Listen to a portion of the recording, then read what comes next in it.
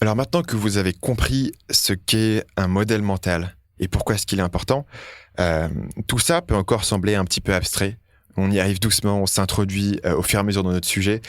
Et ce que je voudrais voir avec vous maintenant, c'est comprendre comment utiliser les modèles mentaux au quotidien. Concrètement, dans votre pratique, tous les jours, vous êtes entrepreneur, vous êtes marketeur, vous êtes consultant, vous êtes freelance.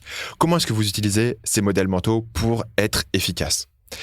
Et la première chose, le premier élément, c'est être un mauvais élève.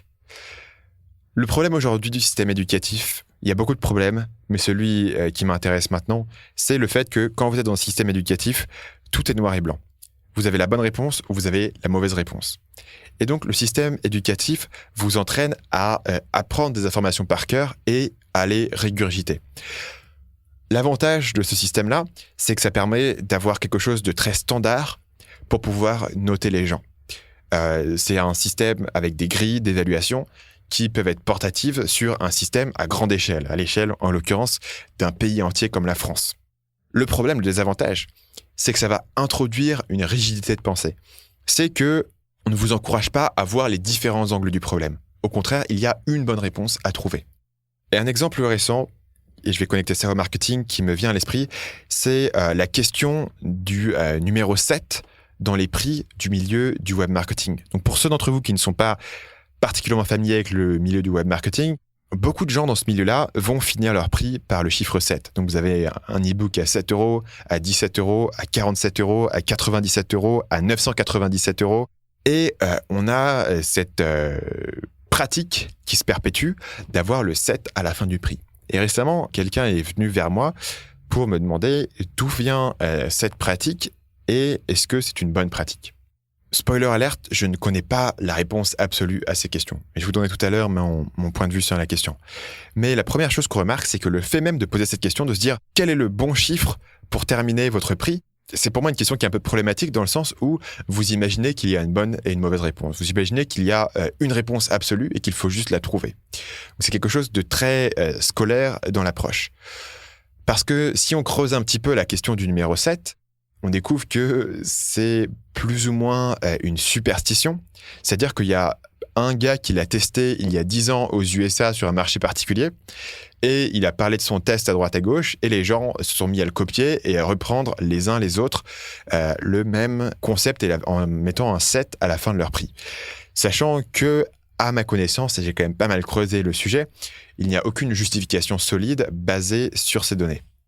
Pour ce que ça vaut, voilà le modèle mental que moi j'opère sur la question des prix. Donc je vous l'ai dit, pour moi, mettre un 7 à la fin des prix, c'est une superstition. En revanche, mettre un 9 à la fin des prix crée la perception que le prix est plus bas qu'il ne l'est en réalité. Et il y a pas mal d'études là-dessus qui sont assez robustes, assez persuasives, où on indique que un prix que les gens sont plus enclins, par exemple, à acheter à un prix de 19 euros qu'à un prix de 18 euros. Qui est assez étonnant puisque le prix est un peu plus cher, mais que le chiffre 9 est assez attirant de ce point de vue-là et qu'il donne une perception d'un prix qui est moins cher qu'il ne l'est en réalité. Et ces études-là sont assez robustes. Le problème, c'est que évidemment, elles viennent de la grande distribution, elles ne viennent pas du milieu du web marketing. Et encore une fois, si vous faites un test, le principe du test, c'est de tester ce qui fonctionne pour vous. Le fait que quelqu'un d'autre ait fait le test, ça ne vous dispense pas de réfléchir par vous-même. Donc, il faut prendre ce chiffre-là avec un grain de sel. Et le troisième élément, donc on a parlé du 7, on a parlé du 9. Moi, j'utilise souvent des prix ronds.